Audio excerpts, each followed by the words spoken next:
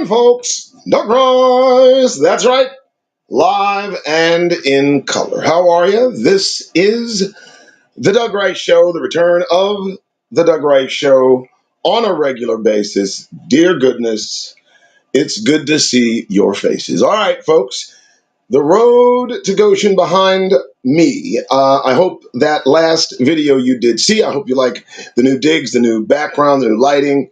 We are going to go through some information today that concludes a two-book series regarding the books of Adam and Eve. Now, the second book of Adam and Eve is called the Apocalypse of Moses. Now, just to do a brief recap, coming back from Elko, the trip itself was amazing. I mean, the scenery, the peacefulness, the ability to concentrate, reflect. This is what I believe I was meant to do, to teach this kind of information, not necessarily to preach, because I'm not a preacher. I am just a teacher.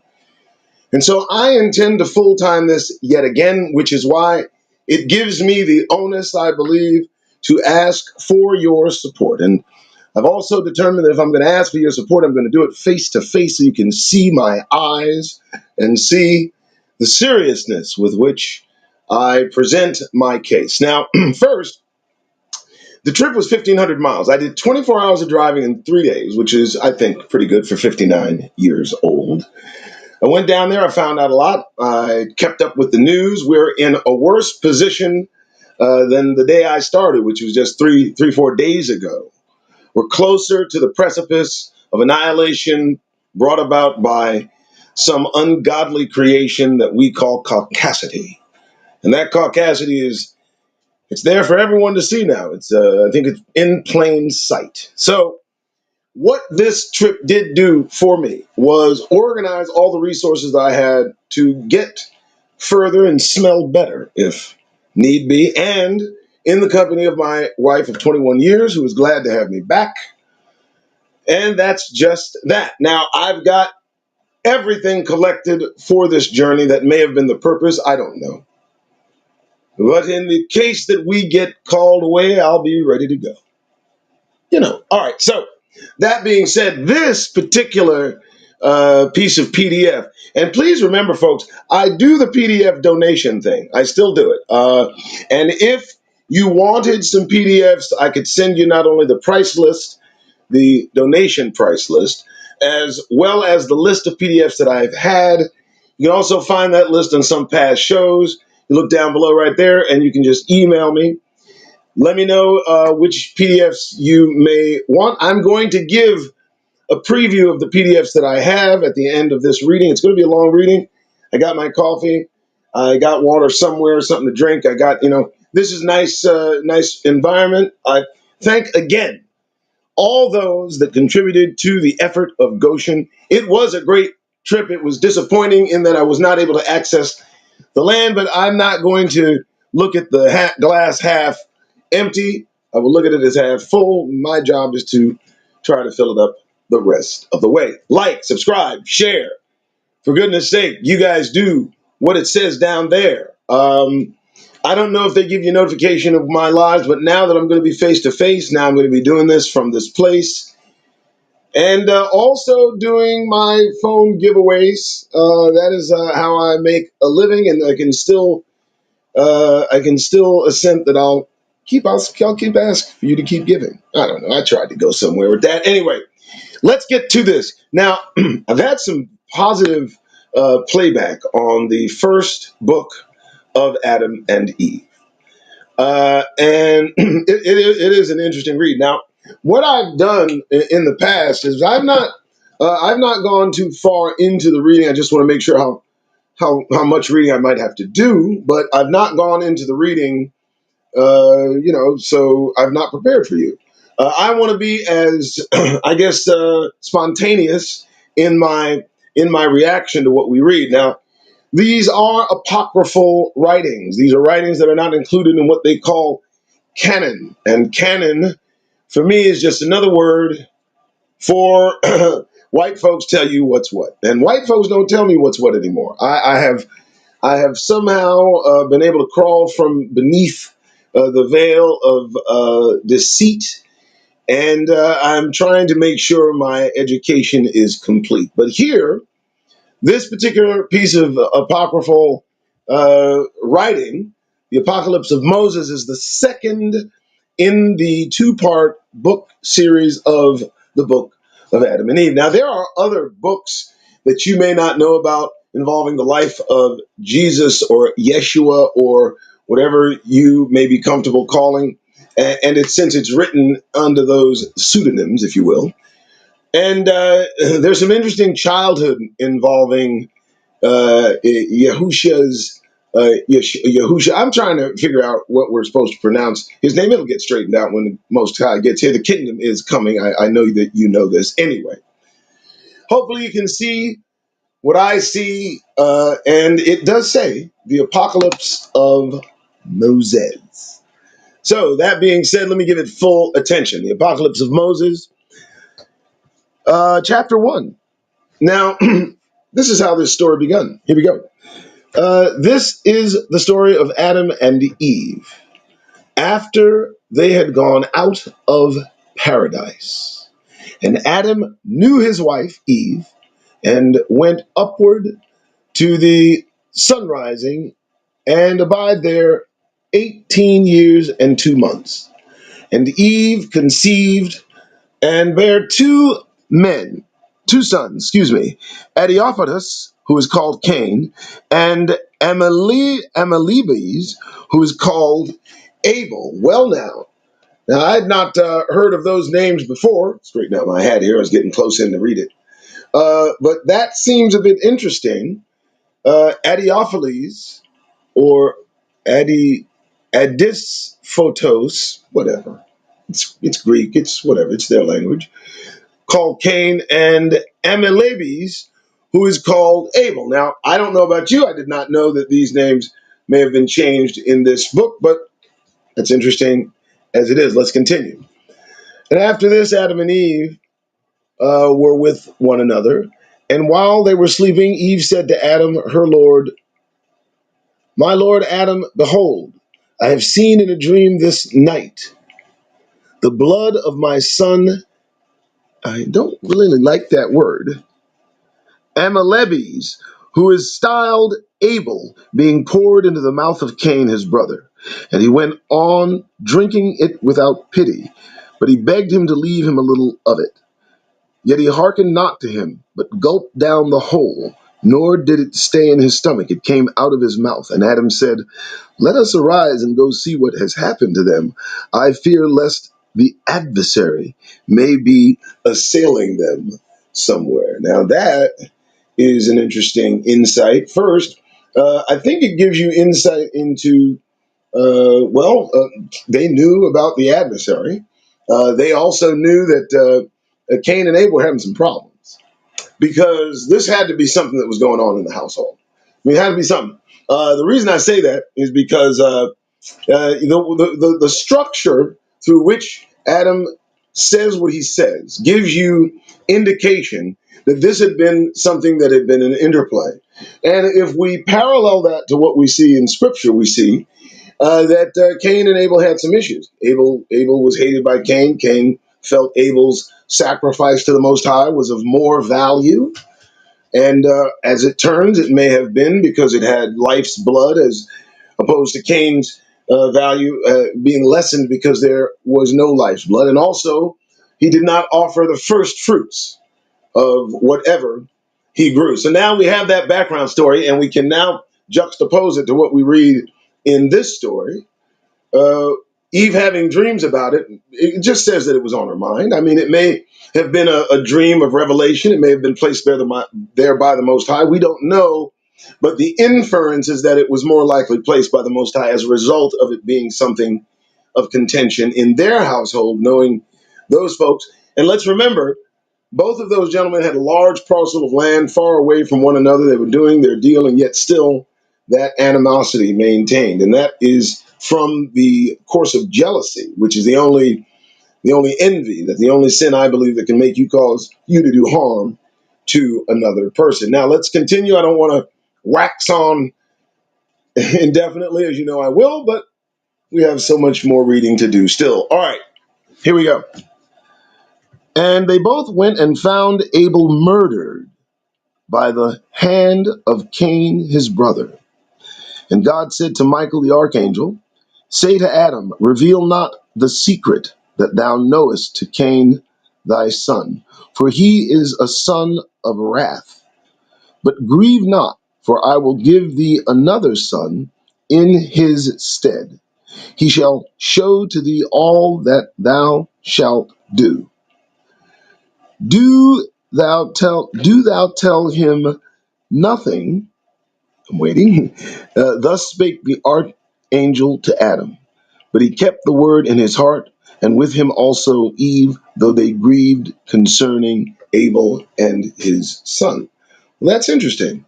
So he was instructed to say nothing and promised a replacement. I like this. Now, I'm just going to be reading so you guys can see. It just says chapter. So, as I understand it, there are about 20 pages to read. There were 20 pages to read in the first book. I'm assuming there are 20 pages to read here. I'll try to get through it, narrate it as best I can, and I appreciate your patience. Remember, this is the Doug Rice Show. I am Doug Rice. This is back in the saddle without any rattle. Me at it again, folks. And you're going to see me here on the regular. I'm going to be doing these educational PDF presentations as I have determined myself a self-proclaimed teacher. And you know what? If I'm going to ask you for support, I'm going to do it face to face. That's right, because nothing else has really worked. Let's just move on. Like, subscribe, share. We're going through the Apocalypse of Moses, which is the second book of Adam and Eve. We're going chapter by chapter. Please don't leave. Oh, that was good. I like that. Yeah. And after this, Adam knew his wife Eve, and she conceived and bare Seth. And Adam said to Eve, see, we have gotten a son in place of Abel, who Cain slew. Let us give glory and sacrifice to God. Well, let you do that then. Again, reinforcing what we know is in scriptural, knowing the same kind of context, the same kind of telling.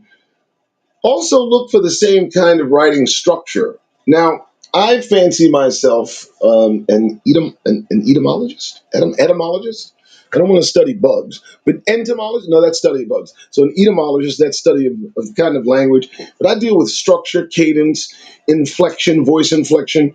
You guys maybe don't know, I was a telemarketer for 35 years, telemarketing manager, telemarketing guru, telemarketing god, yes. I was a guy that called you at night. You didn't want to hang up the phone because you loved me so much. We'll not get into that. But the point is that if you can see the writing style is similar to that of Moses from the book of Genesis, Exodus, Leviticus, or the books that are in Hebrew called by another name, then you can kind of parallel and coincide the writing style and kind of get that it's the same person. Maybe not. I don't know. Who's to say? But I'm not. I will not allow some Greco-Roman Edomite to tell me what's canonical. You're not going to tell me what's what. I'm going to read it all, and then I'll determine what's what. Thank you so much. Haven't you folks determined enough? Okay, I'll stop. Let's get to the next chapter. I got 20 pages to read. Here we go. And Adam begat 30 sons and 30 daughters, and Adam lived 930 years. And he fell sick and cried out with a loud voice and said, let all my sons come to me, that I may see them before I die. And all assembled, for the earth was divided into three parts. Three parts, folks.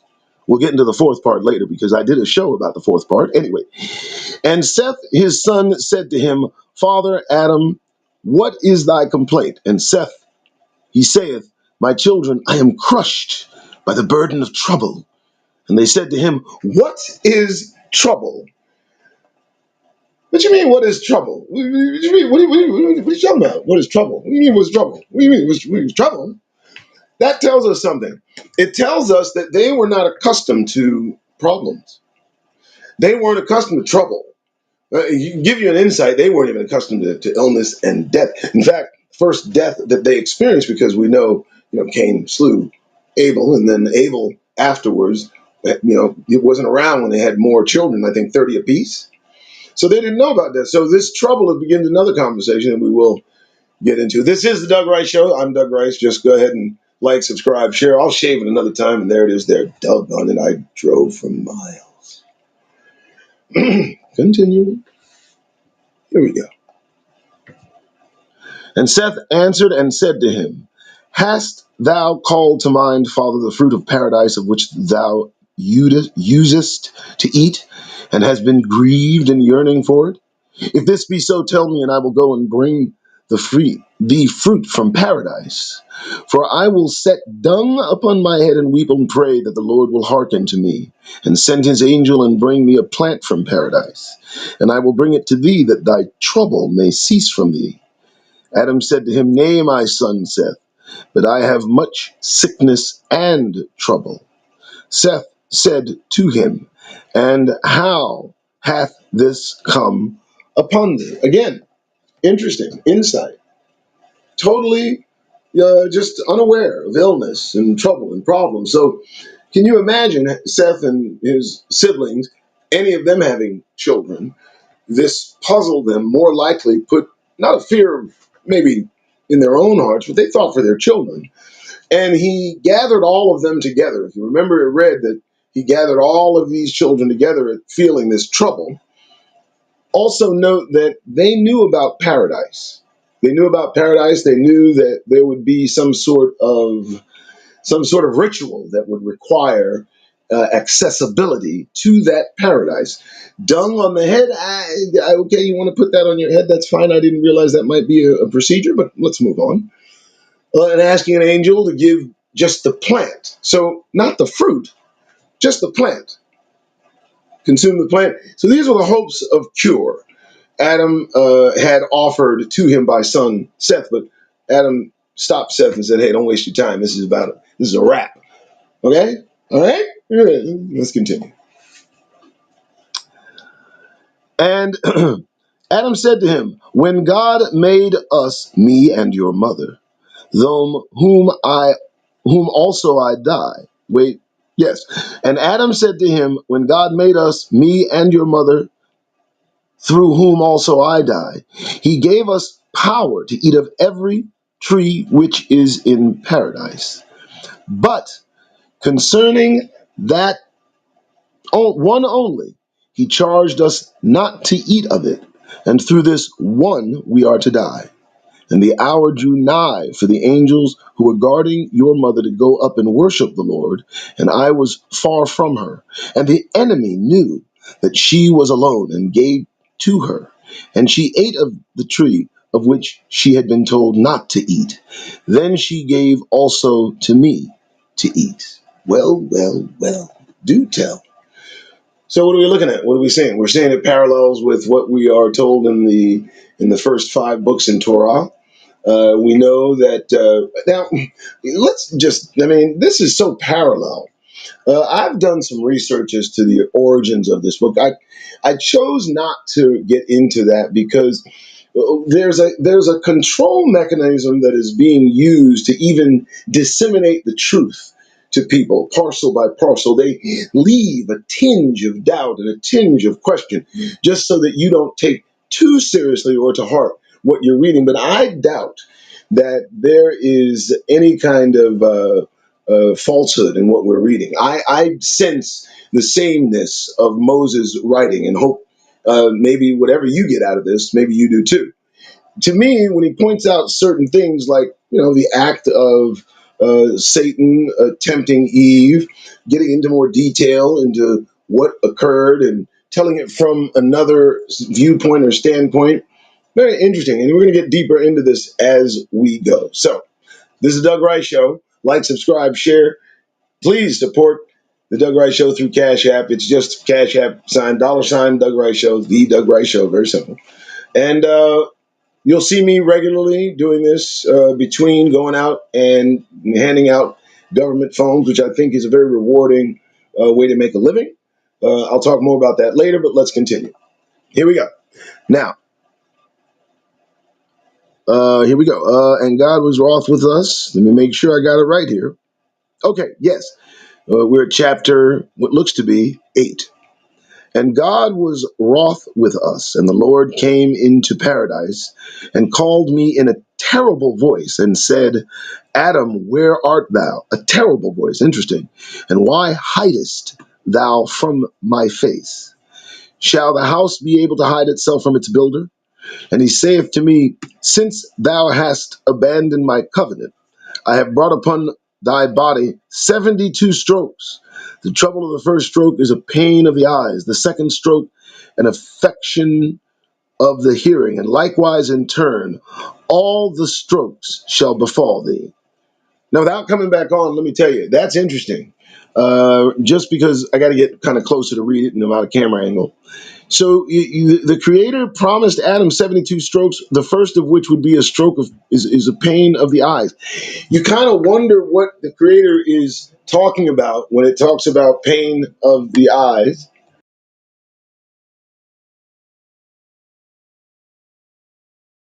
Apologies. And you you wonder what kind of malady. Was it simply a failing of the eyes? Did the Creator give to Adam a forewarning of what might hurt or what might grow dim?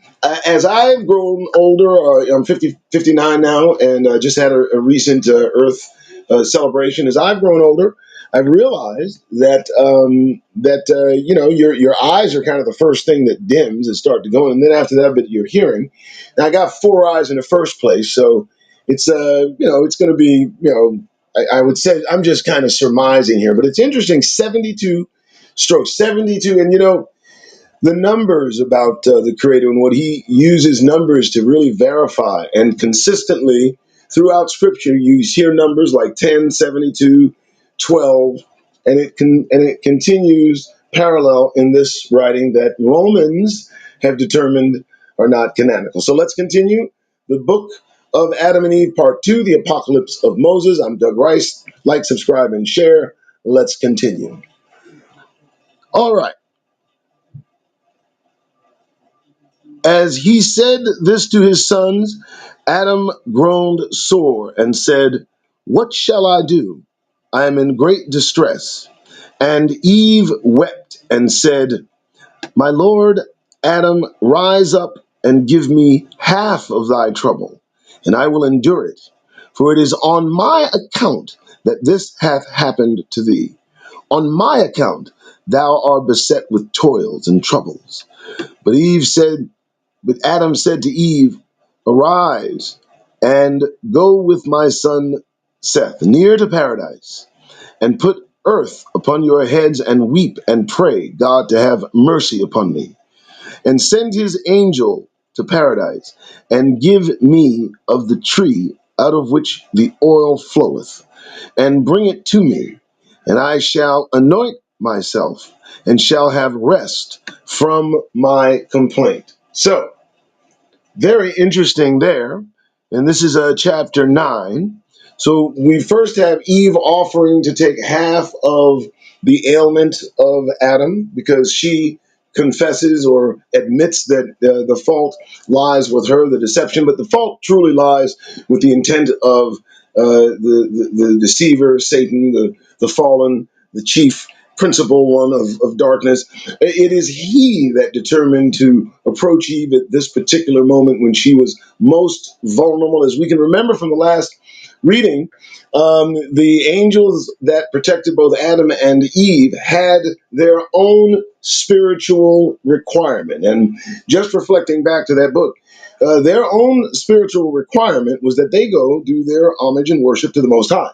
And so Satan took that time to approach the weaker vessel, the vessel that Adam had extracted from his own person and taught the rules, knowing what they were. Satan actually confirmed that, I think, to verify she knew what was going on, and then deceived her. So though she took a lot of blame, though she took responsibility, the true responsibility lies with that fallen angel who was once at the right hand of the Most High. So let's continue. And remember, folks, this is the second book of Adam and Eve, the Apocalypse of Moses. It is an apocryphal reading, as stated by those who claim to be the authority and tell us exactly who's who and what's what. I don't accept that authority.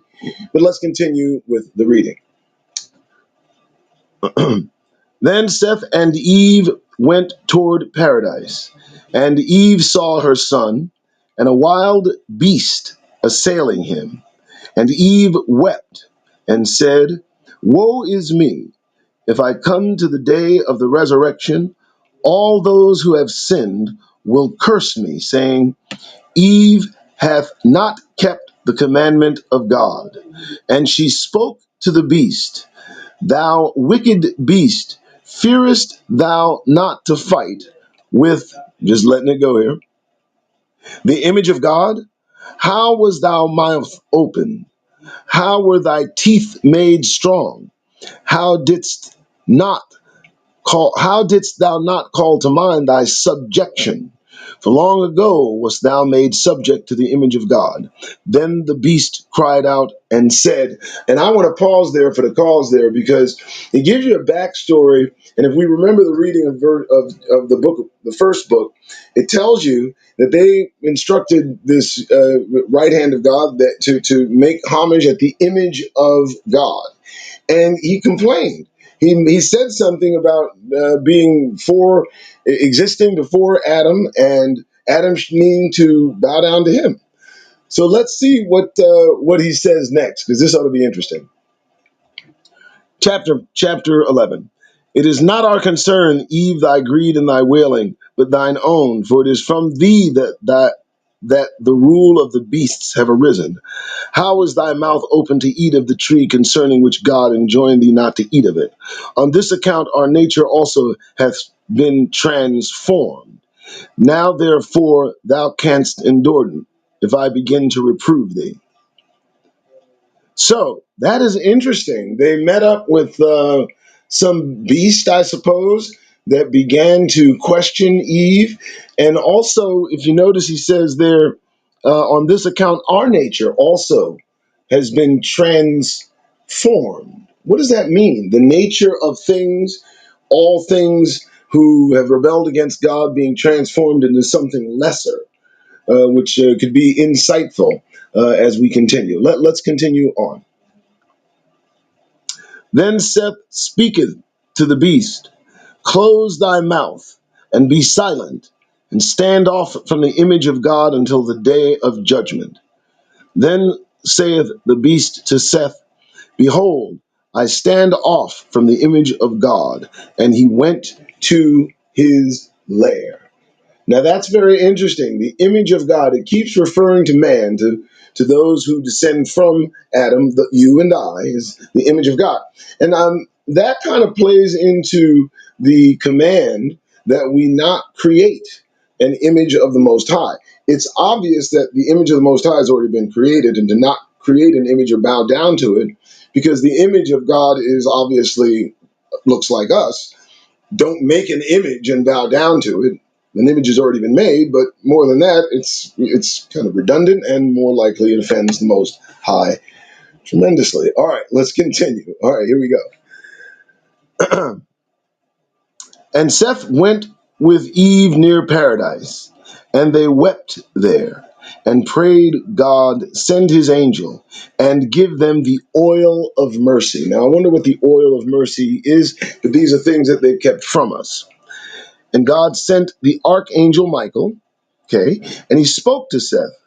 Seth, man of God, weary not thyself with prayers and entreaties concerning the tree which floweth with oil to anoint thy father Adam.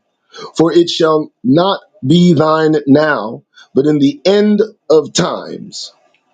Then shall all flesh be raised up from Adam till that great day, all that shall be of the holy people. Then shall the delights of paradise be given to them, and God shall be in their midst. And they shall no longer sin before his face, and the evil heart shall be taken from them. And there shall be given them a heart understanding the good and to serve God only. But do thou go back to thy father, for the term of his life hath been fulfilled, and he will live 3 days from today, and he will die. But when his soul is departing, thou shalt behold the awful scene of his passing. Give me 1 second.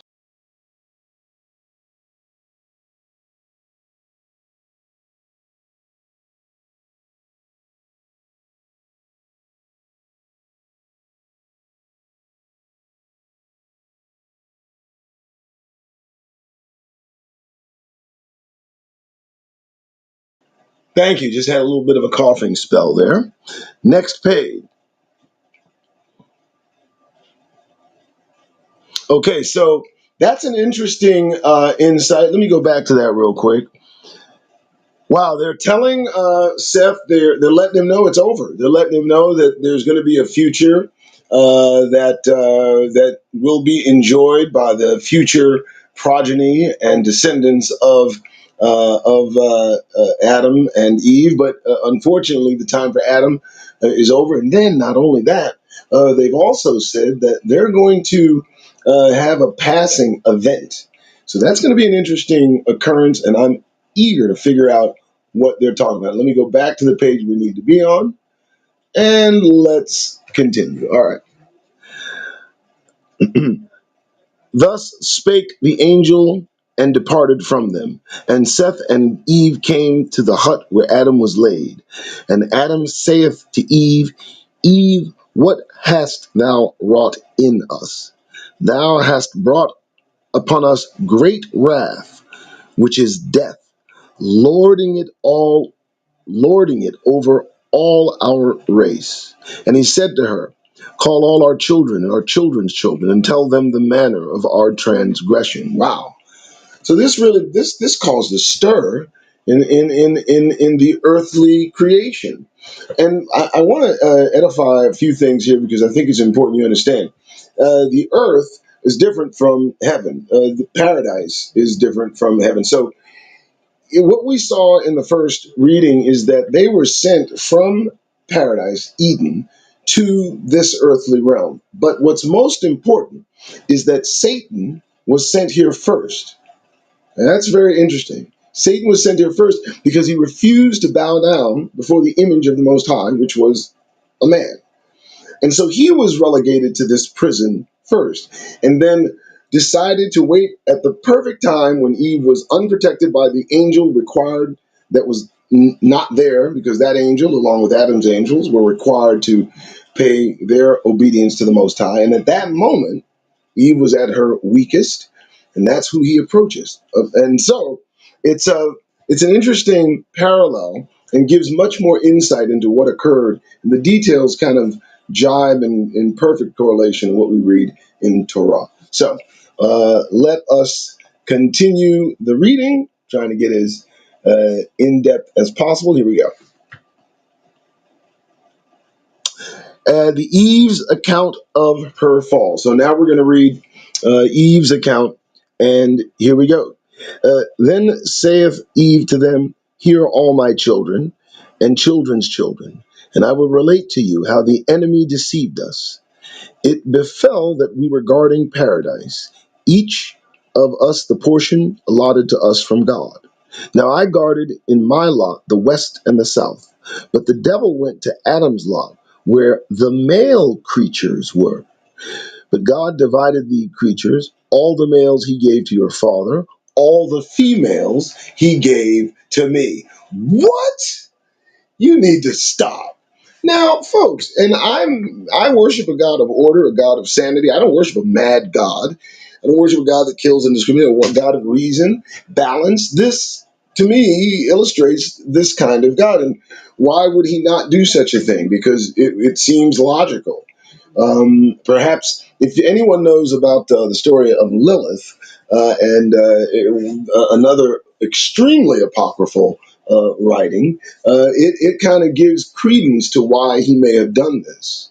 Remember, Eve coming from man still was an individual, and having that individuality, the Creator certainly accommodated her. And so we see here they were accommodated different lands, they were accommodated different animals and creatures. Very, very interesting, and something that took me by surprise. Let's continue. And the devil spake to the serpent saying, Rise up, come to me, and I will tell thee a word whereby thou mayest have profit.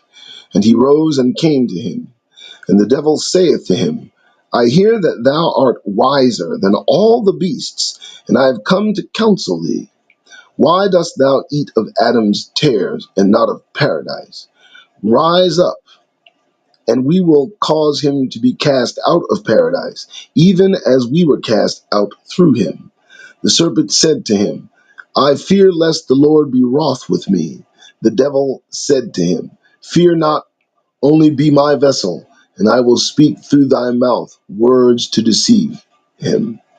Well, that is interesting. So the devil, all right, mind blown, boom. The devil went to the serpent, which was supposed to be the wisest of all the animals, more likely the most cautious, more likely observing everything, not saying anything, who knows? And he had made a pact with the serpent. I'm trying to figure this out. How did he make a pact with the serpent? So obviously these creatures back then were of much more elevated stuff. They were made of something a bit different in that this kind of interaction could go on between Satan and a creature that is not a man, not a human. So that is interesting. I find that fascinating. Let me continue. I need to look in. All right. Interesting. And let me speak the words. So a collusion of sorts. Wow. Interesting. And instantly he hung himself from the wall of paradise, and when the angels ascended to worship him, then Satan appeared in the form of an angel and sang hymns like the angels. And I bent over the wall and saw him like an angel. But he said to me, Art thou Eve? And I said to him, I am. What art thou doing in paradise? And I said to him, God set us to guard and to eat of it. The devil answered through the mouth of the serpent, Ye do well, but ye do not eat of every plant. And I said, Yea, we will eat all, save one only, which is in the midst of paradise, concerning which God charged us not to eat of it. For he said to us, On the day on which ye eat of it, ye shall die the death. Ye shall die the death. Wow. Ye shall die the death. So Satan did a lot of checks and balances. Boy, let me tell you about some thoroughness, huh? Goodness gracious! First he wanted to pick the right time. Made an agreement with the cunningest animal in the entire kingdom, which is interesting. Which is a serpent. Then got to it. Got to the mechanism of deceit. He started questioning Eve. Spoke through the serpent. Logic, reasoning. Made sure she knew the rules. So it wasn't. It's interesting. All of this, remember, folks, what's rooted in this deception is the anger wrought on by envy or the determination to rebel. So remember that this approach of Eve to deceive her was anchored in an anger that he had been cast out of heaven. Notice that he sung the hymns of heaven, so she may have been deceived into thinking he was an angel not cast out. And so his motives were to put him in the place he was in. Remember, folks, misery loves company. Misery loves company, and now we know the origin of that sentiment. Let's continue. Here we go. Oh, like, subscribe, share, do all of this stuff. I'll put it down there. Then the serpent saith to me, My God, live. But I am grieved on your account, for I would not have you ignorant. But arise, come hither, hearken to me, and eat, and mind the value of that tree. But I said to him, I fear lest God be wroth with me as he told us. And he said to me, Fear not, for as soon as thou eatest of it, ye too shall be as God, in that ye shall know good and evil. But God perceived this, that ye would be like him. So he envied you, and said, Ye shall not eat of it. Nay, do thou give heed to the plant of thou wilt see its glory. Yet I feared to take of the fruit. And he saith to me, Come hither, I will give it to thee. Follow me. Okay, so a little bit of addition there. First, it's interesting. He claims that God would be jealous of his creation, which is absolute idiocy. You can understand why he went to the woman. I thought immediately upon him saying that, how would the creator be jealous of his creation? Why would he be jealous of me knowing what he knows? That doesn't make too much sense to me. But it is the sense of a serpent. It is the sense that he had. It's the sense he wanted to impart on us because of his position. Remember, he did this pretending to be an angel. He did this from a fallen position. He did this from the position of him being relegated to the earth. And he wanted Eve and Adam to also, and his offspring, to be relegated to the earth. And so this deep deception needed to be very cunning and wise, and it needed to use the kind of vernacular she may not have been accustomed to. And that's how the wool was pulled over her eyes. Well, let's continue, folks. And I opened to him, and he walked a little way, then turned and said to me, I've changed my mind, and I will not give thee to eat until thou swear to me to give also to thy husband. Hold up, wait. Conditions? Wait, that's the takeaway close. Now, folks, I told you I've been in telemarketing 35 years, and I recognize the takeaway close all day long. She took the steps toward him a little bit, which indicated she had given into her interest in her, and she was interested at least in seeing what was being offered. But before he got just a few feet, he stops and I changed my mind. Now, he did this because she knew at this point she wanted it and needed that condition of being offered to her husband to seal the deal he was looking to close. Let's continue, folks. Sorry about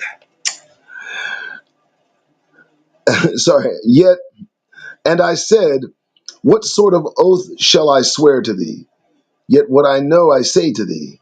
By the throne of the master and by the cherubim and by the tree of life I will give also to my husband to eat. And when he had received the oath from me, he went and poured upon the fruit the poison of his wickedness, which is lust, the root and beginning of every sin. And he bent the branch on the earth, and I took of the tree and I ate. Okay, folks, everybody knows what I'm envisioning. Everybody knows what I'm envisioning. Everybody's envisioning Sleeping Beauty.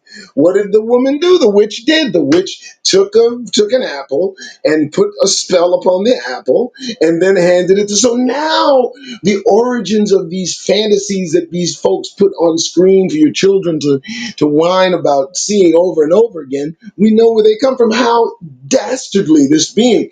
So whatever was in the tree, I don't know that Eve even got a chance to experience it, because the overlay of evil upon the very fruit received was the first more likely thing she wrought, and that itself was tainted with what they said was lust, the very beginning of all sin. Lust is a veiled form of envy, a want, very, very interesting. And again, these are things that they take from the Apocrypha, claiming that it is not canonical, but it seems these kind of details would be interesting to include, and I don't understand how they hurt being included, but let's continue. All right. Oh, let me get to the next page really quick here. And in that very hour my eyes were opened, and forthwith I knew that I was bare of the righteousness which I had been clothed upon. And I wept and said to him, why hast thou done this to me? Is in that thou hast deprived me of the glory with which I was clothed. But I wept also about the oath which I had sworn. But he descended from the tree and vanished, and I began to seek in my nakedness in my part for leave to hide my shame. And I found none.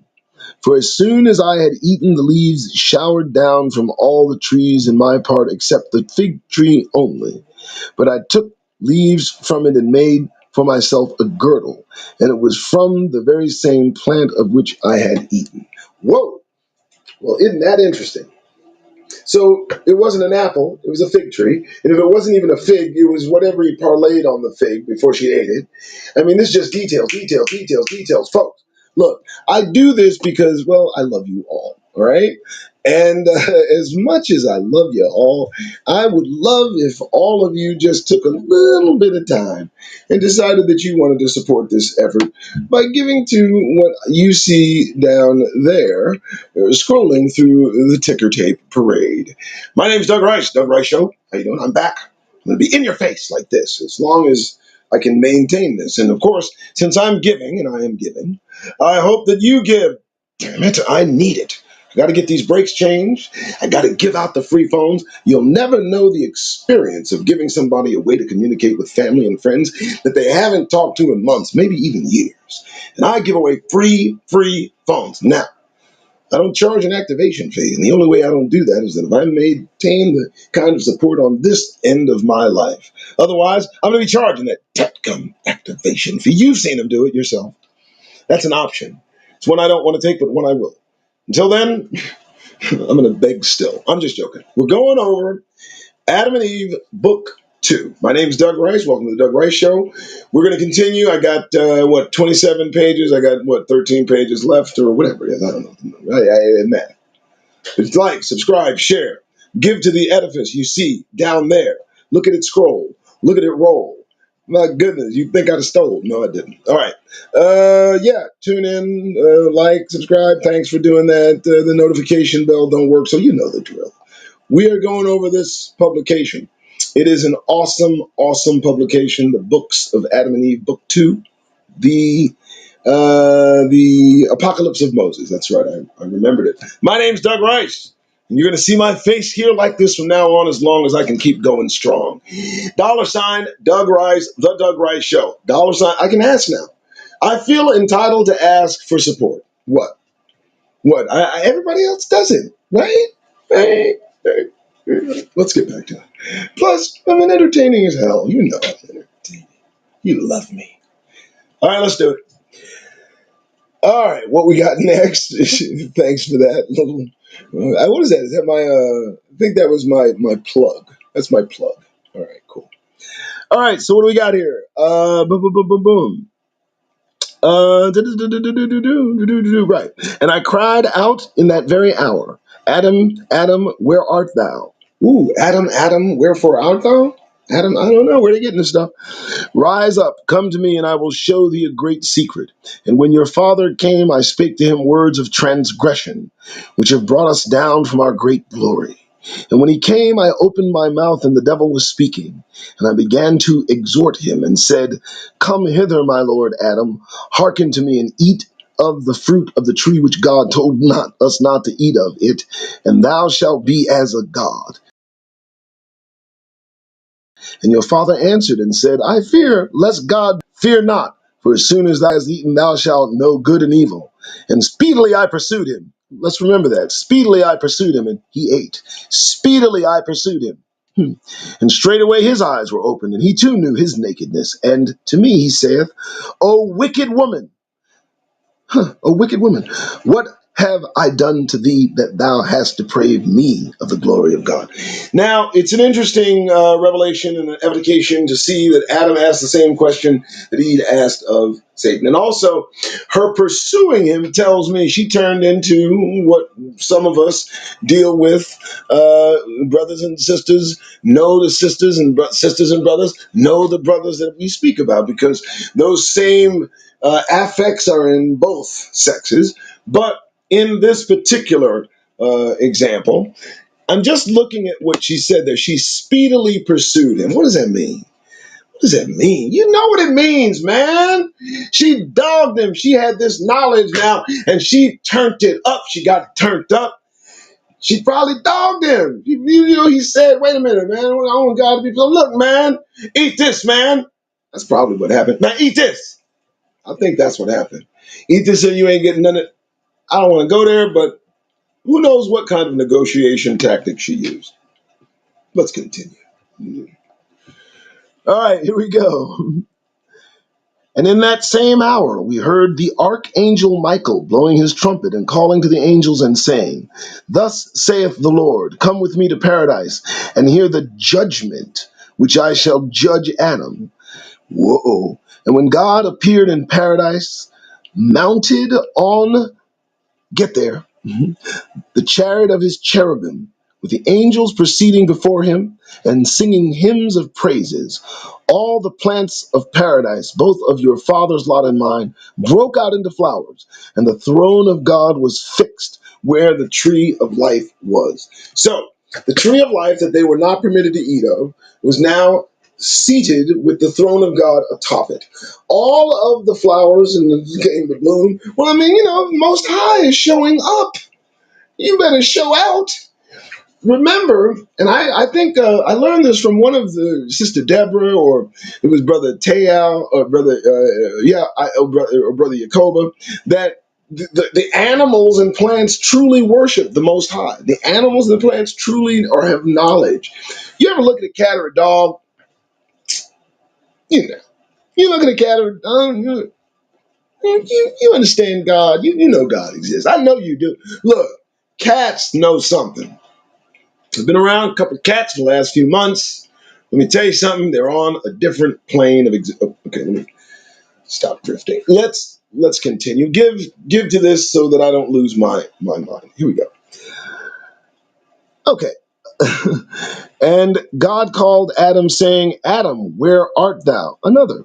Can the house be hidden from the presence of its builder? Then your father answered, It is not because we think not to be found by thee, Lord, that we hide, but I was afraid because I am naked, and I was ashamed before thy might, my master.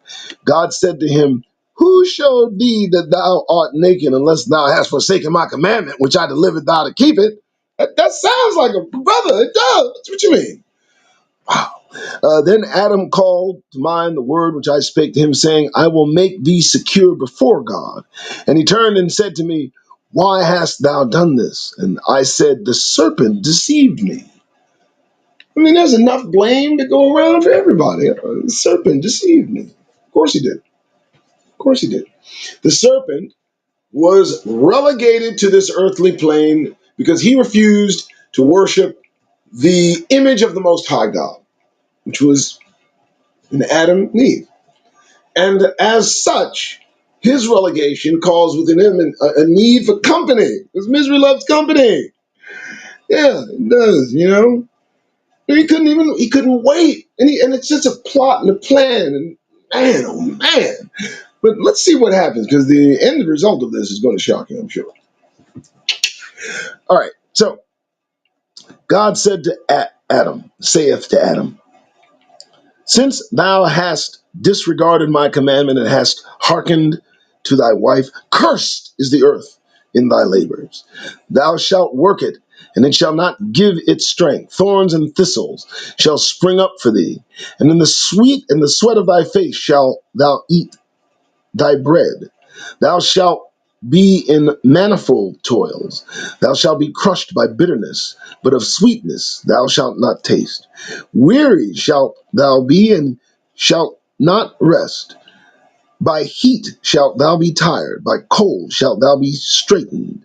Abundantly shalt thou busy thyself, and thou shalt not be rich. And thou shalt grow fat and come to no end. The beasts over whom thou didst rule shall rise up in rebellion against thee, and thou hast not kept my commandment. So he rolled down all the what's happening and just kind of buttoned it with the reason is because you didn't keep the commandment. You didn't give me the simple commandment. So now, the obligation of man is what?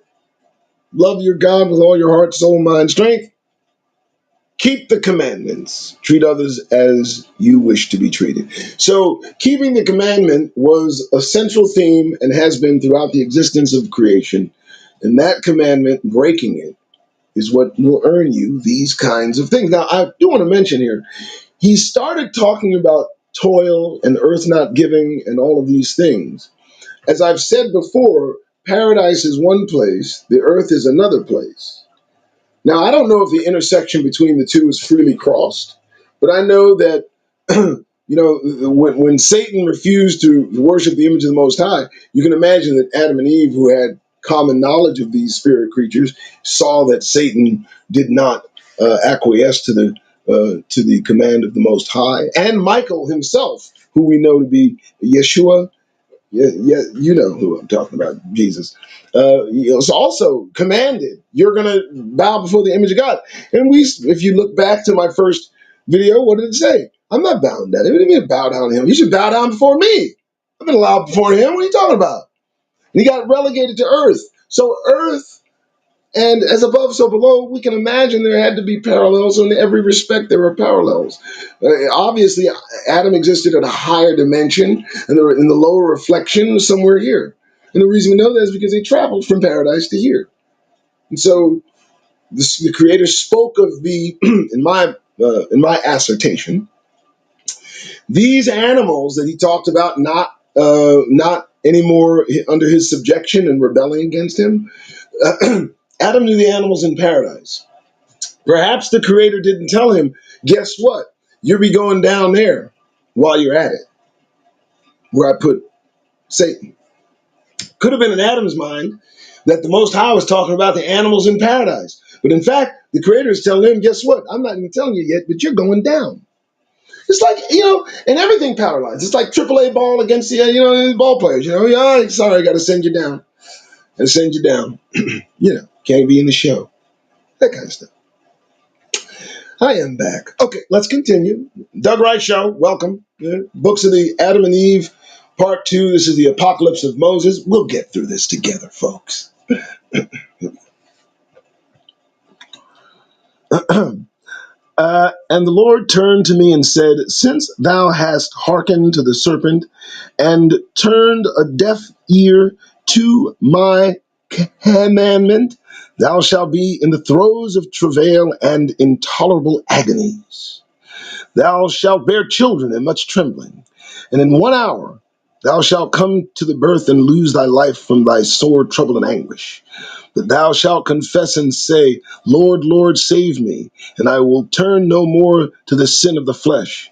And on this account, from thine own words I will judge thee by reason of the enmity which the enemy has planted in thee. Oh, I need you to understand, Satan gave us a piece of himself. Satan gave us a piece of himself. He planted within the flesh enmity between God. You remember that it talked about him parlaying something over the fruit that now we hear is a fig that he gave to Eve. And in that there he infused the most common of all sins, lust. And so a piece of Satan has now suddenly been infused in the creation of human beings. I find it fascinating. All right, let's continue. But he turned to the serpent in great wrath and said, since thou hast done this, and become a thankless vessel, until thou hast deceived the innocent hearts, accursed art thou among all beasts. Remember, he's talking to the serpent. He's not talking to Satan, talking to serpent, different people, different individuals. Thou shalt be deprived of the victual of which thou didst eat, the food. And thou shalt feed on dust all the days of thy life. On thy breast and thy belly thou shalt walk, and be robbed of hands and feet. What did that just say? Wow. There shall not be left thee ear, nor wing, nor one limb of all that which thou didst ensnare them in thy malice, and cause them to be cast out of paradise. And I will put enmity between thee and his seed, and she shall bruise thy head, and thou shalt bruise his heel until the day of judgment. Almost a verse by verse quote of what was decreed in Genesis, with the exception of finding out that the personage of the serpent is totally different. So the snake, if you will, used in other various parts of the scripture, we know snake was used in Moses' time to heal people. The snake was used, cast down, his staff became a snake. But the presence of a snake intimates that there was a totally different creature that had hands and feet, and was used those hands and feet to get the food that he ensnared. And God robbed him of all of that. I mean, you consider relegating a creature that must have looked kind of amazing to now just a cylinder creature with no hands, no feet, eating dust all day. You know he's mad. I mean, every time a snake gets your chance, he's gonna bite it, man. I'm thinking. Now I know what's going on. Every time a snake see you, he's gonna try to bite you. Man, that's something else, isn't it? Let's continue. All right. uh, uh, chapter, and that is chapter 27. Thus he spake and bade the angels have us cast out of paradise. And as we were being driven out amid our loud lamentations, no, don't do it. Your father Adam besought the angels and said, leave me a little space that I may entreat the Lord that he have compassion on me and pity me, for I only have sinned. For I only have sinned. And they left off driving him, and Adam cried aloud and wept, saying, pardon me, O Lord, my deed. Then the Lord saith to the angels, why have ye ceased from driving Adam from paradise? Whoa! Why do you not cast him out? Is it I who have done wrong? Or is my judgment badly judged? Then the angels fell down on the ground and worshiped the Lord, saying, thou art just, O Lord, thou judgest righteous judgment. Oh, is that what Adam? Did you see that little move? Oh, so I want you to picture this. Adam and Eve getting really out to, Lamentations is wailing and crying and what's up, right? And the angels are driving them out, right? You know the angels are, get us go. You know, brothers and sisters, let's go, partner. You got to go, partner. You ain't got to go home, but you got to get out of here, dog. 4 and 5. Let's go. You know. And so Adam said, and he said, look, man, do something. So what happened is the angel stopped. And God had to show up. Yahweh showed up and checked. Whoa. Why aren't you driving in? What's happening? Why are they still here? Oh, well, we thought that you thought. Man, I said, get them out here, man. Oh, you got it. Sorry about that. Let's go. That's interesting. Folks, that's interesting. That's something we do. That's something we do, and that's how we react.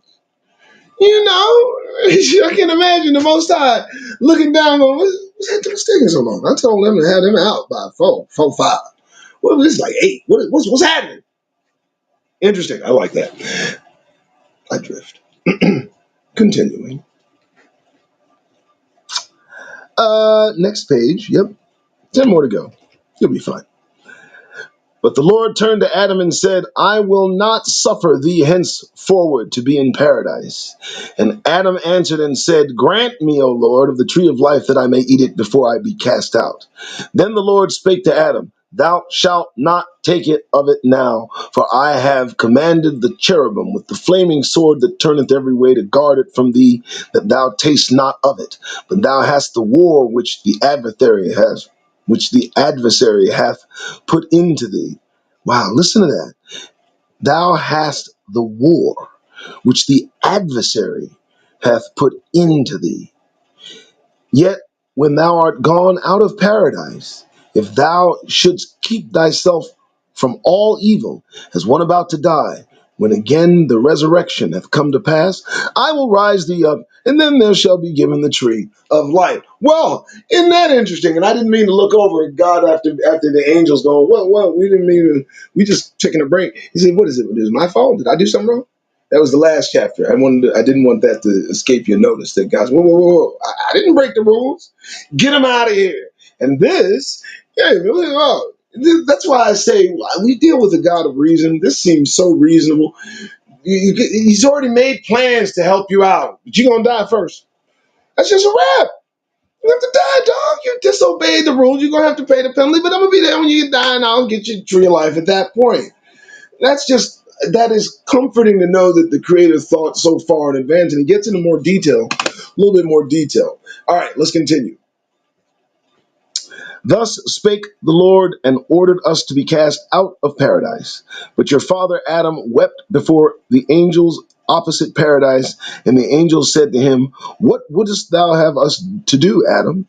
And your father said to them, behold, ye cast me out. I pray you, allow me to take away a fragment of herbs from paradise, that I may offer an offering to God, and I have gone out of paradise that he hear me. And the angels approached God and said, Jael, eternal king, command my Lord that there be given to Adam incense of sweet odor from paradise and seeds for his food. And God bade Adam go in and take sweet spices and fragrant herbs from paradise and seeds for his food. And the angels let him go in, and he took four kinds, crocus and nard and calamus and cinnamon and the other seeds for his food. And after taking these, he went out of paradise, and we were on the earth. I want you to remake that. You see what that says? Went out of paradise, and we were on the earth. And what did he do? He took some of the seeds from paradise, took them to the earth. We know that stuff's gone. It's got to be gone. Can't be anything left. But listen to this. So if you took seeds from paradise and planted those seeds somewhere on the earth, it would then, of course, be a mistaken impact that that is paradise, which it was not. Very, very interesting. And also, I love the fact that God can be reasoned with. And the angels got a soft spot for us. They do. They do. Y'all can talk about it all you want. The angels got a soft spot for human beings. Because that's twice now. It's the first time they driving around over there. Man, hey, man, you know, I feel you. I'm leaving. I want y'all to see what you can do. You know, and also, I'll wait here, see if you can do something. And that's when God said, what you doing?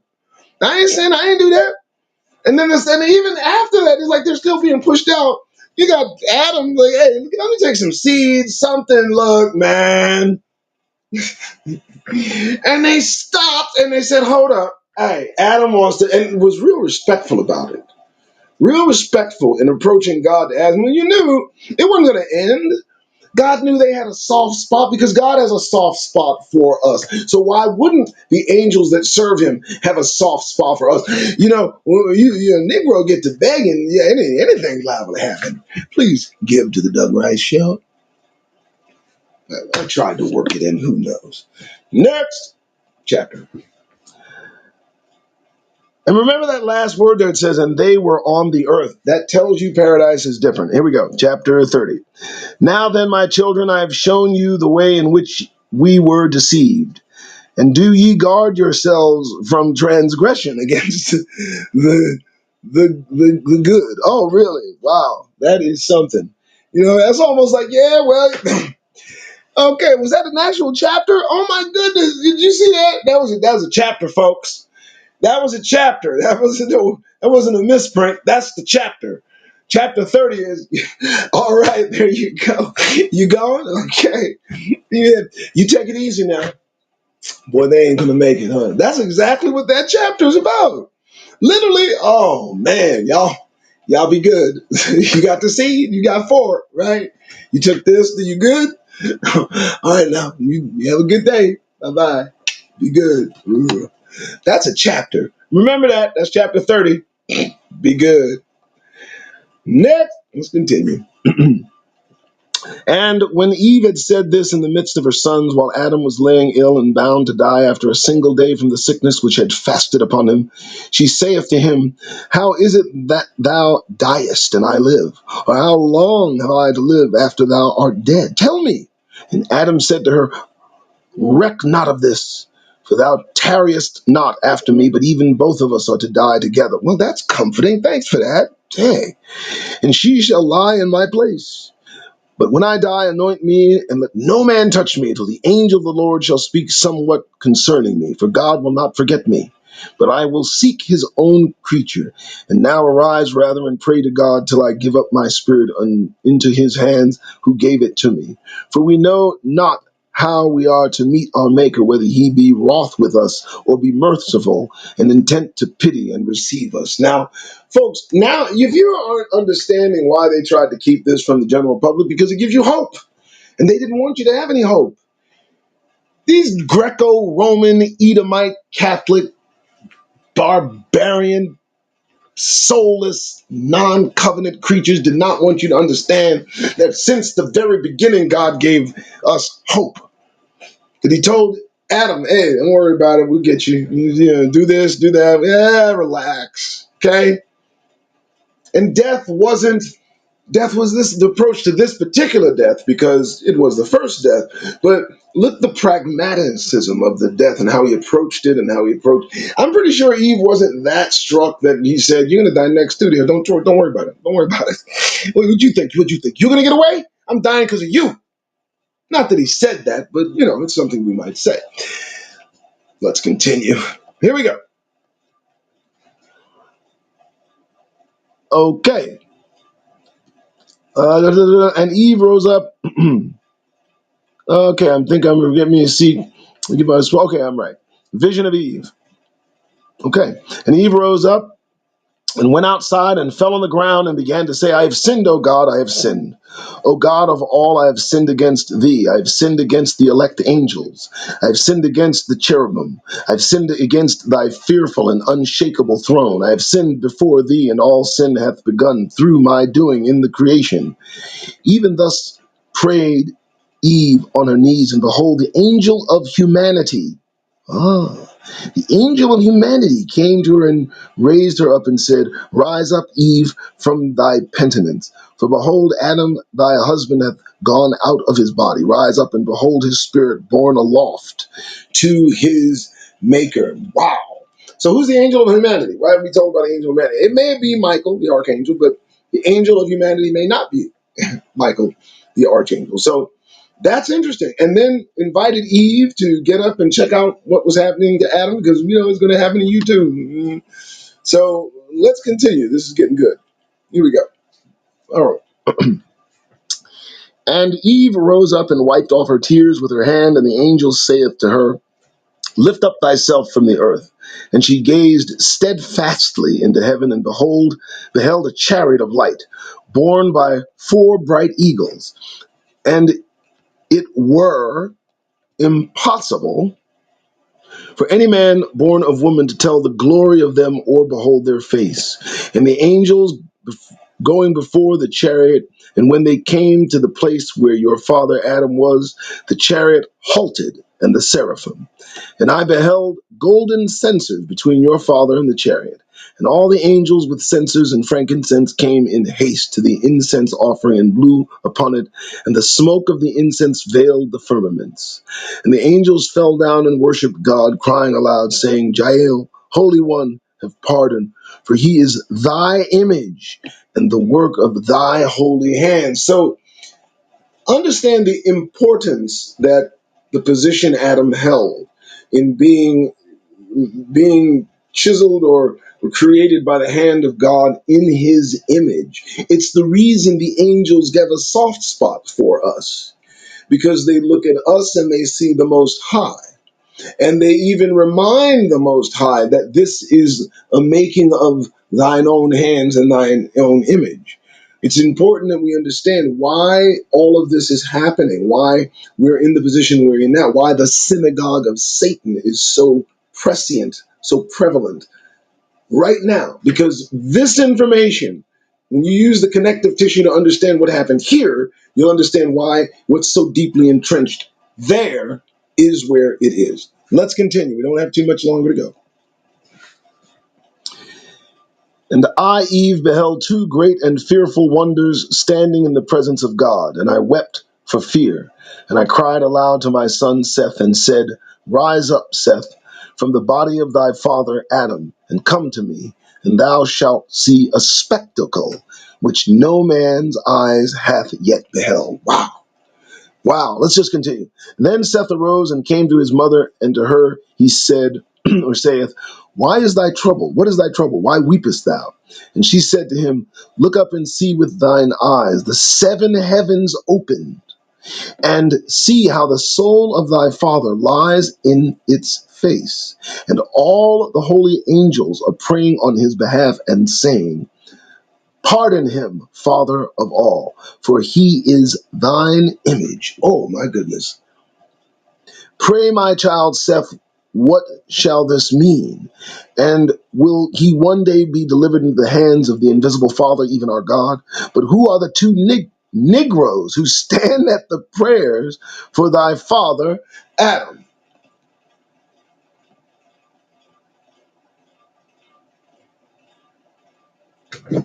Okay, let's just slow things down. Wait. Now, I don't know about you, but they just asked who the 2 Negroes were. They were standing beside. Why do you think they suppressed this information, I wonder? Because that in itself is going to start happening. What do you mean, Negroes? You mean the folks we got enslaved? You mean the folks we suppressing? What are you talking about? What do you mean, Negro? What? Uh-uh. No, you know what? For that one word, this book was suppressed. Say it! Don't lie. Too warm in here. For that one word, the book of Adam and Eve will have to be suppressed. What are you? Mind blowing! Mind blowing! Let's continue. This is mind blowing. Like, subscribe, share. We've got 8 more pages to read. This is a this is a review of the apocryphal books of Adam and Eve. Book number 2, the Apocalypse of Moses, supposedly decreed by Greco-Roman Edomite heathens, that this book was not canonical, that this book was of no account, that this book needed to, by some council of Trent, Nicaea, whatever, is somehow now unworthy of being considered. No, he's got Negroes in there. I wants to know about them Negroes, partner. I don't know what you talking about. Let's continue. I'm just saying. What's that about? Wow. Man, what is you talking, man? What? Pardon him, Father, for all his life. First he's begging. They like, please pardon him. And then, but who are the 2 Negroes who stand by at the prayers for the father Adam? Well, let's get that answered. And Seth tells his mother that they are the sun and moon, and themselves fall down and pray on behalf of my father Adam. So the 2 Negroes on the side are the sun and the moon. And you think this ain't coming to a close soon. I got news for you. I got news for you. What? Why they hide this? Why they hide this? Why'd you hide this? Hey, Pope, why'd you hide this shit? I said one curse word. I cannot. Let's continue. Here we go. Wow. And where is their light, and why have they taken on such a black appearance? Where is their light, and why have they taken on such a black appearance? Who are the 2 Negroes that sit over there? Who are those 2? Well, they're the sun and the moon. Why do they have appearance black? I don't know. You know, we shouldn't really keep this in the Bible. I think we should remove this. My God. And Seth answered her, the light hath not left them, but they cannot shine before the light of the universe. Let's go, folks. The Father of light, and on this account their light hath been hidden from them. What light has been hidden from them? What, the 2 Negroes? Where? The ones on either side praying over Adam who had just died. Please forgive him, Lord. Who are those 2 Negroes doing that? The light. And why don't they have light? Because they don't shine, so it's been taken away. I don't know what to tell y'all. What y'all doing? Y'all ain't paying attention? Y'all ain't paying attention? Come on, man. What you think they hid these books for? I have 7 pages left. And in literally the second book, on the 32nd page of 40, that's when Negroes come into play. And we should not wonder that this is being hidden for that purpose. This is almost an insult. Oh, let me finish this up.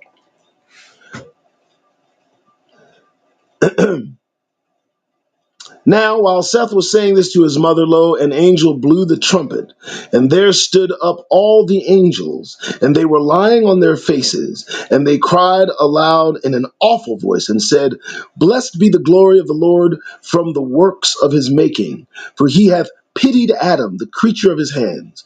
But when the angels had said these words, lo, there came one of the seraphim with 6 wings, and snatched up Adam, and carried him off to the Ashurisan lake, and was washed him there thrice in the presence of God.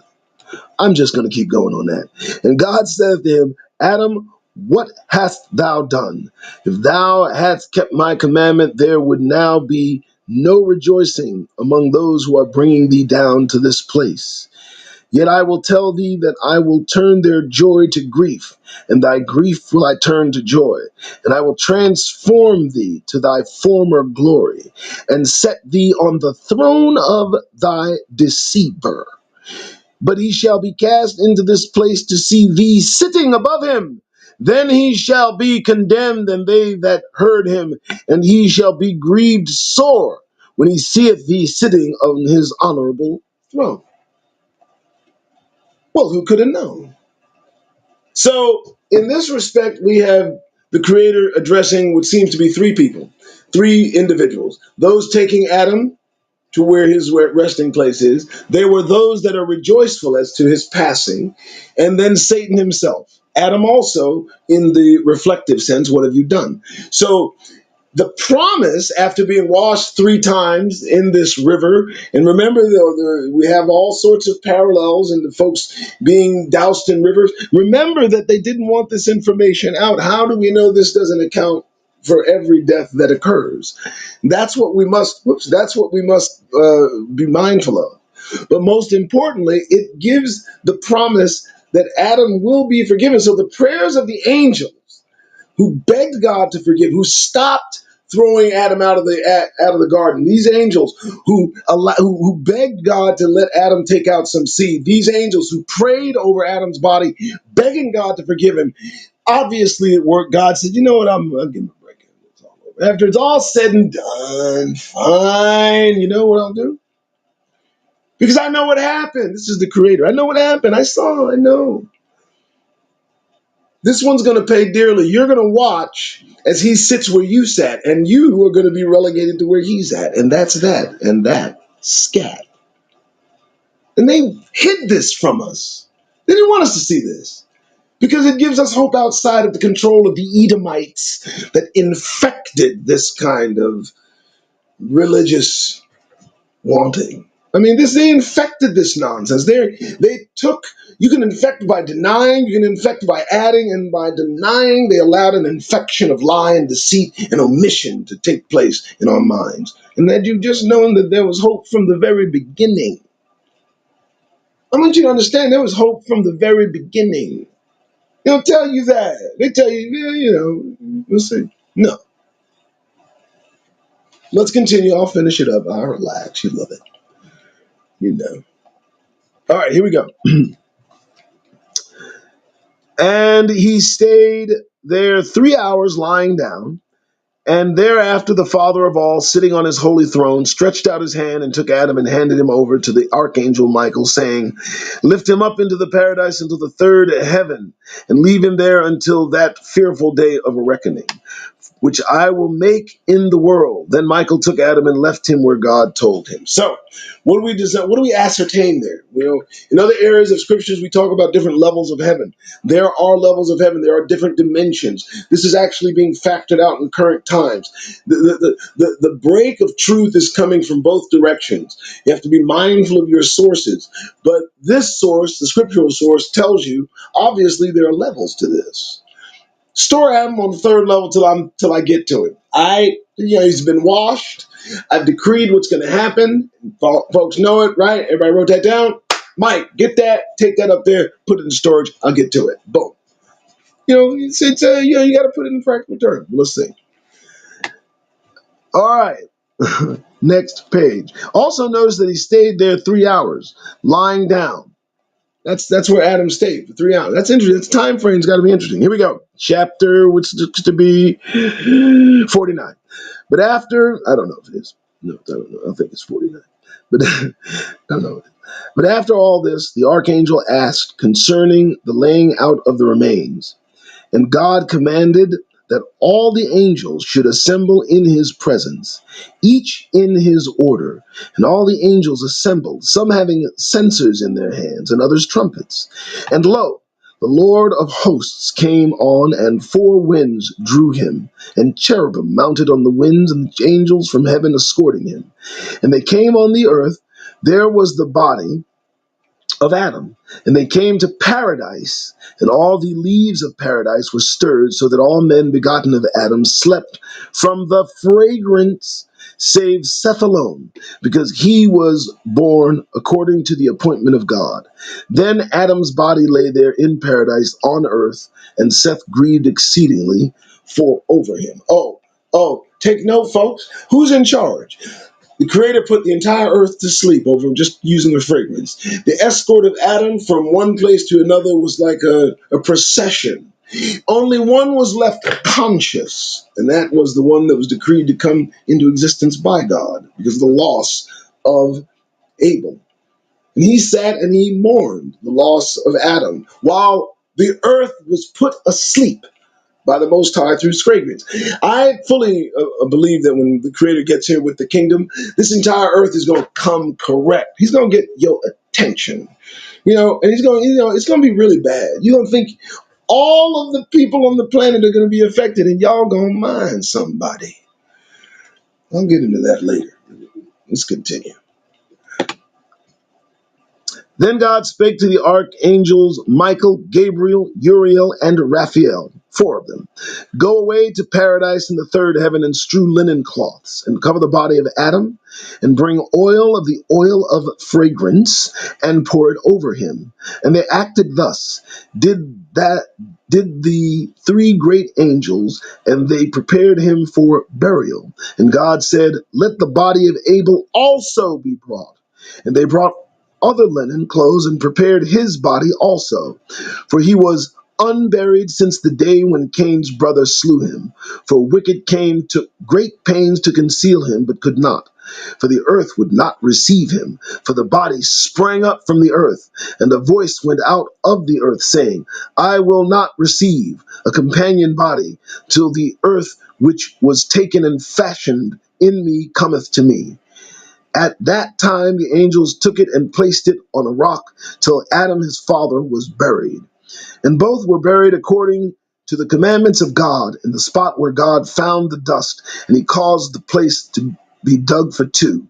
And God sent 7 angels to paradise, and they brought many fragrant spices and placed them in the earth, and they took the 2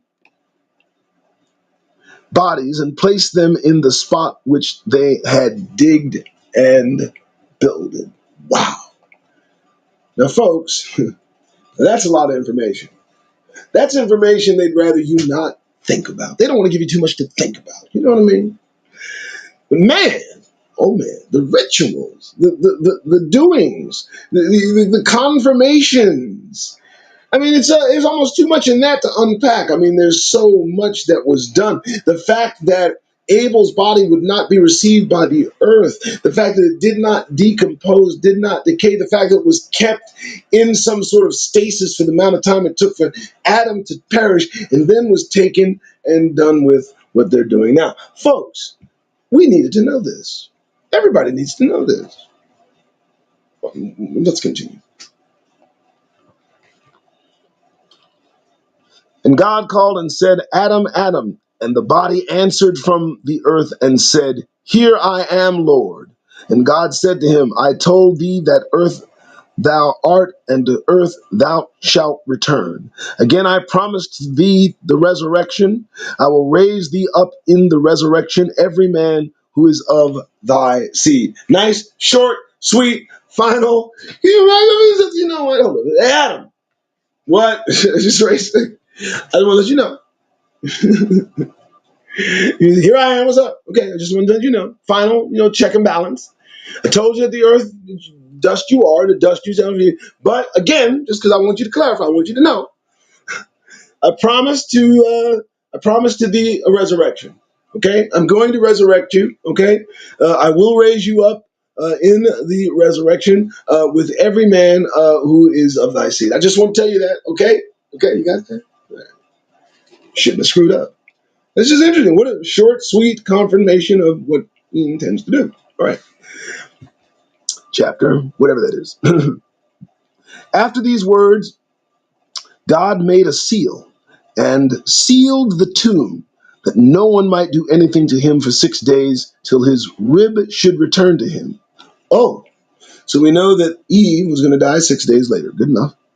Then the Lord and his angels went to their place, and Eve also, when the 6 days were fulfilled, fell asleep. But while she was living, she wept bitterly about Adam's falling on sleep, for she knew not where he was laid. For when the Lord came to paradise to bury Adam, she was asleep, and her sons too, except Seth, till he bade Adam be prepared for burial. And no man knew on earth except her son Seth. And Eve prayed in the hour of her death, that she might be buried in the place where her husband was. And after she had finished her prayer, she said, Lord, Master God of all rule, estrange me not from thy handmaid from the body of Adam? For from him, from his members didst thou make me, but deem me worthy, even me unworthy, that I am a sinner, to enter into his tabernacle, even as I was with him in paradise, both without separation from each other, just as in our transgressions we were both led astray and transgressed thy command, but they were not separated. Even so, Lord, do not separate us now. But after she had prayed, and she gazed heavenward, and groaned aloud, and smote her breast, and said, God of all, receive my spirit. And straightway she delivered up her spirit to God.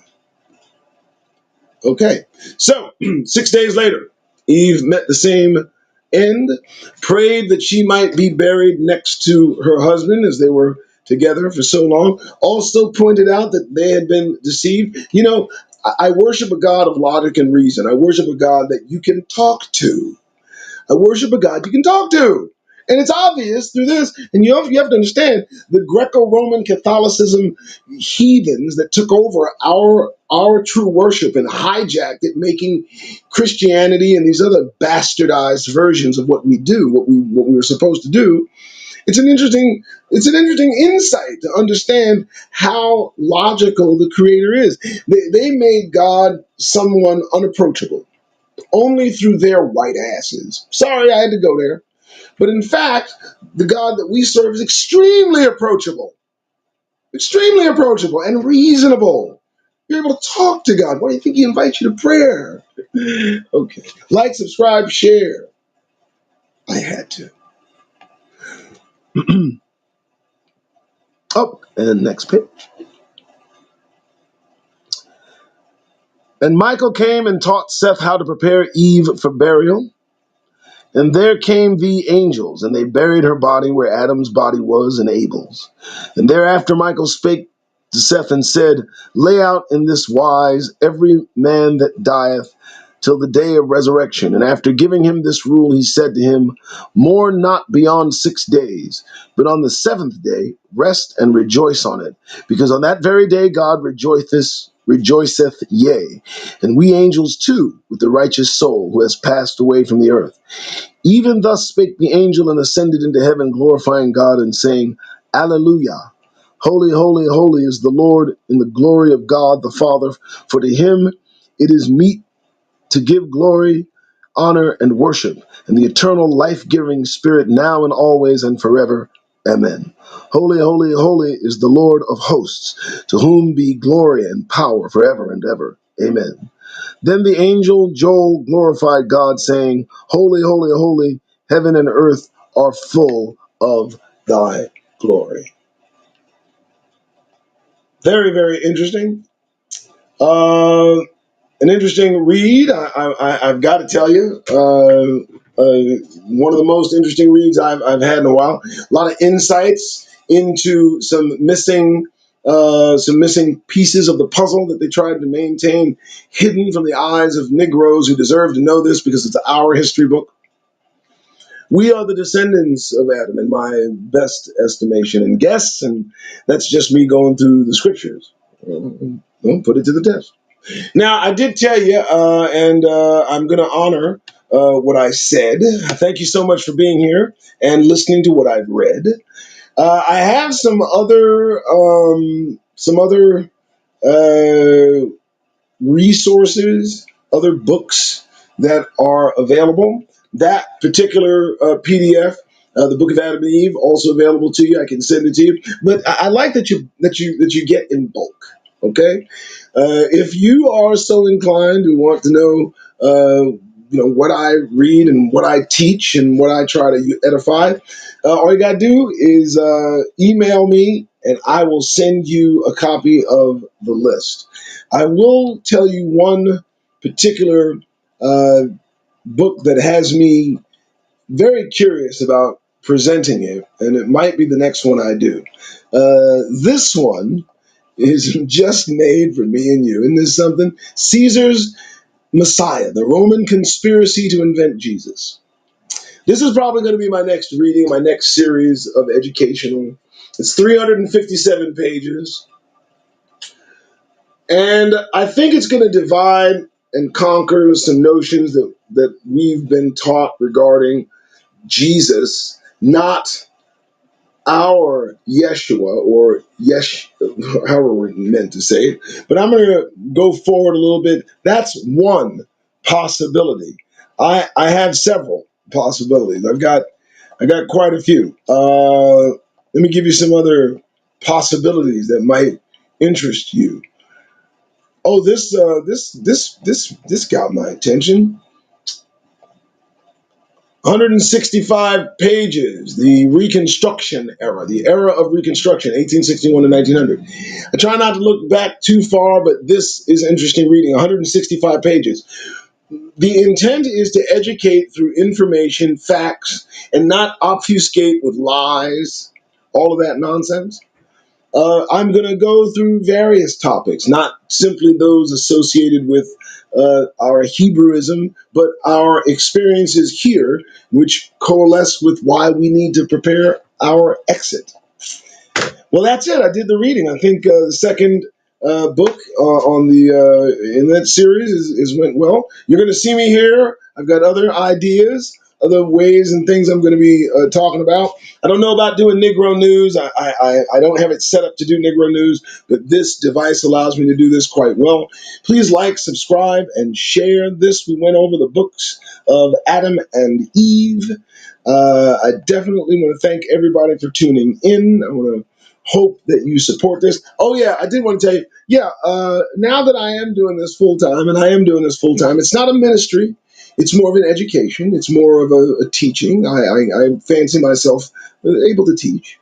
Since I am doing this full time and supporting myself by giving away free phones, I do need your support. I do need your assistance. Not in supporting me fully, but my brakes are off, and I got to do the brakes. So look, you folks know how much brakes cost on 1998 Jeep Grand Cherokee Laredo, about $300. And I'm not ashamed no more. I'm asking for assistance because I'm gonna be here every day in front of you if I can.